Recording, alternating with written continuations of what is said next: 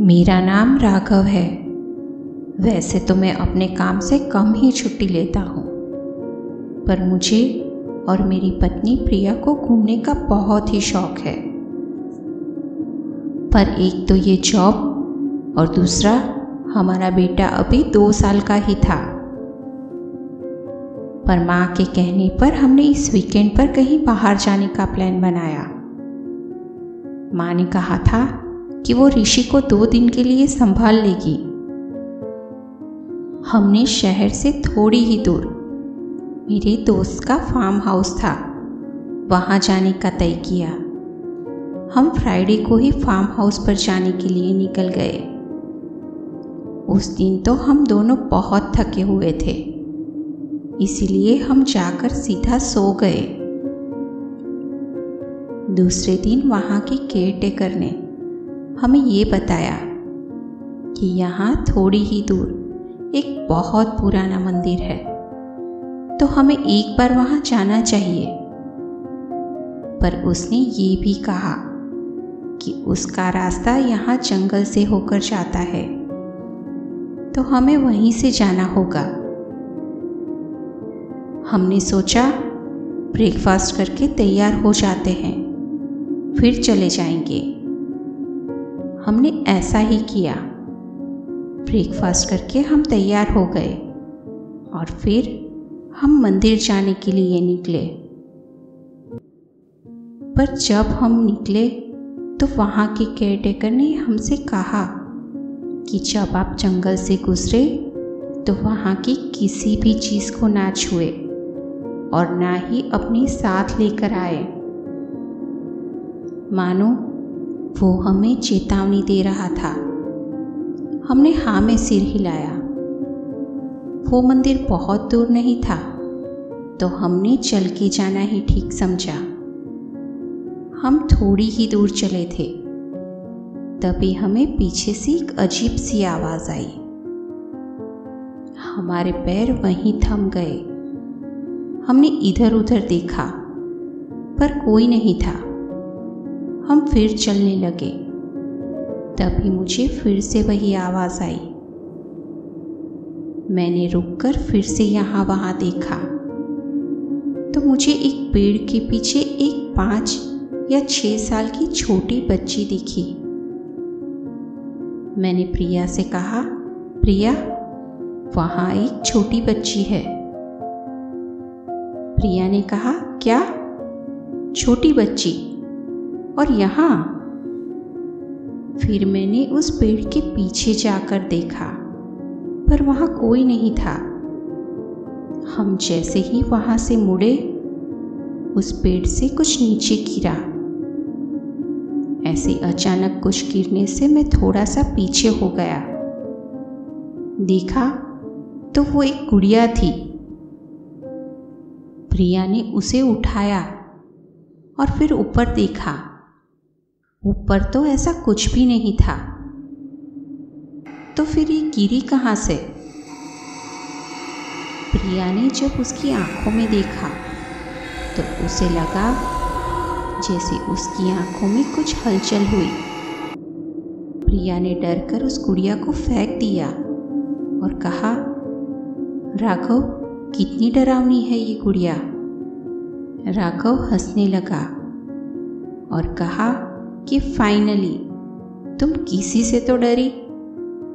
सोच रहा हूँ इसे अपने साथ घर ले लो, ताकि जब तुम मुझे डराओ तो मैं इससे तुम्हें डरा सकूं।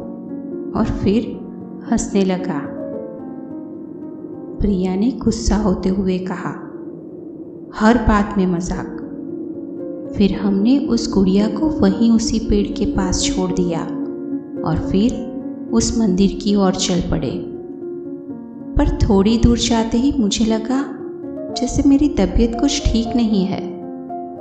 मैंने प्रिया से कहा, प्रिया, ऐसा करते हैं वापस चलते हैं, मुझे कुछ ठीक नहीं लग रहा। हम वापस फार्म हाउस पर आए और मैं जाते ही पेड़ पर लेट गया और सो गया। हम शाम को ही वापस अपने घर के लिए निकल गए। रात को पहुंचते ही हम सो गए क्योंकि दूसरे दिन मेरी जॉब चालू थी। सुबह प्रिया की आवाज़ से मेरी नींद खुली। वो बहुत गुस्से में थी। उसने कहा, राघव, मुझे लगा था कि तुम मजाक कर रहे हो, पर तुम तो सच में उस गुड़िया को ले आए। राघव ने कहा, प्रिया, मैं इसे नहीं लाया। प्रिया ने कहा, तो फिर ये क्या अपने आप यहाँ आ गई? प्रिया की आवाज़ सुनकर राघव की माँ वहाँ आ गई। प्रिया के हाथ में वो गुड़िया देखकर एक बार तो राघव की माँ भी डर गई। प्रिया ने कहा, देखो ना माँ, मुझे डराने के लिए राघव इसे यहाँ ले आया। तभी राघव ने कहा, प्रिया समझो, मैं इसे नहीं लाया। तभी राघव की माँ ने उस गुड़िया को प्रिया के हाथ से लिया और घर के बाहर फेंक आई। अब राघव भी तैयार होकर अपने काम पर चला गया। जब मैं शाम को वापस आया तो मैंने देखा कि मेरा बेटा ऋषि हमारे कमरे के कोने में बैठकर उसी गुड़िया के साथ खेल रहा था। मैंने माँ को आवाज़ लगाई और कहा कि तुमने तो ये गुड़िया फेंक दी थी ना, तो फिर? माँ ने ऋषि की ओर देखते हुए कहा, शायद ये शैतान वापस ले आया होगा। तभी मुझे पीछे से हंसने की आवाज़ आई।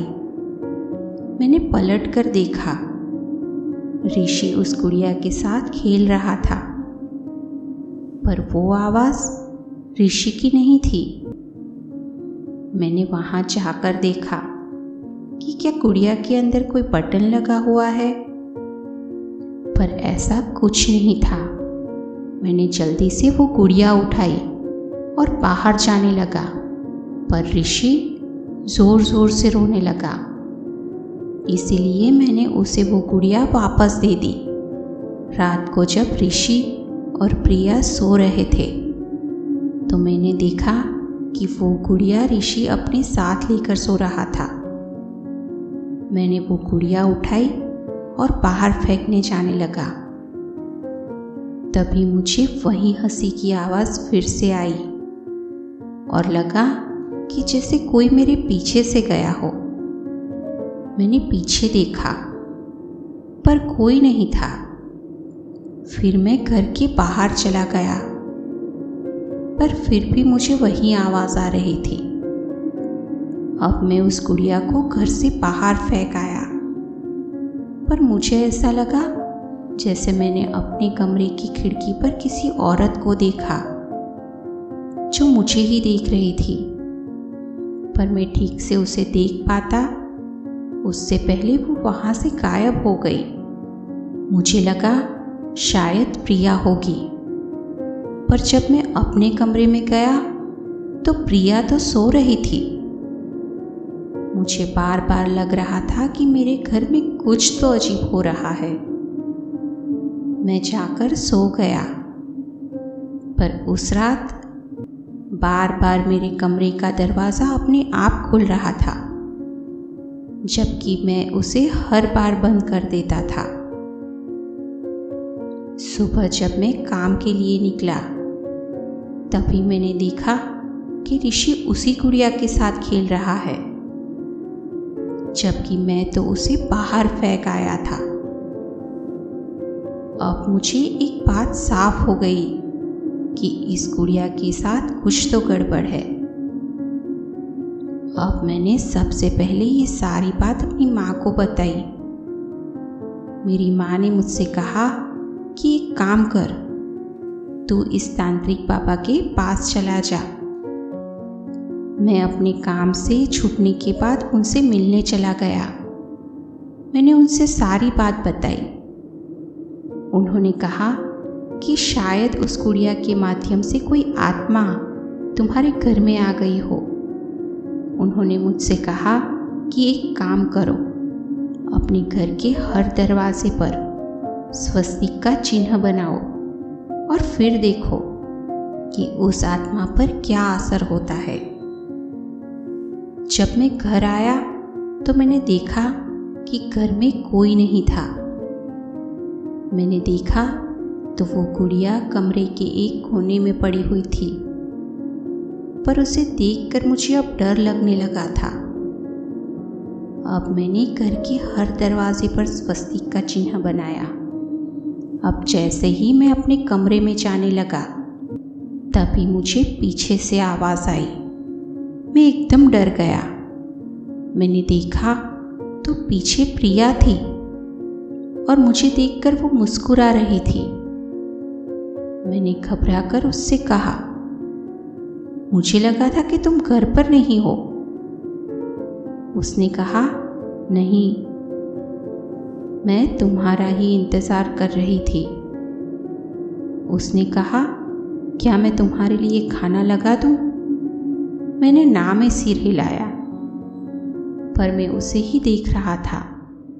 वो मुझसे बात करते हुए मैंने जो स्वस्तिक का चिन्ह बनाया था उसे अपने हाथों से पोंछ रही थी, पर फिर भी मैंने उससे कुछ नहीं कहा, क्योंकि मुझे ही समझ में नहीं आ रहा था कि वो ऐसा क्यों कर रही है। जब वो वापस कमरे में गई तो मैंने देखा कि उसने सारे स्वस्तिक मिटा दिए थे।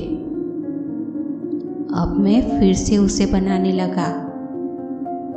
तभी मेरी पत्नी अचानक मेरे सामने आ गई और अब वो मुझे गुस्से से देख रही थी। अब मैंने उससे कहा, तुम फिर से यहाँ क्यों आ गई?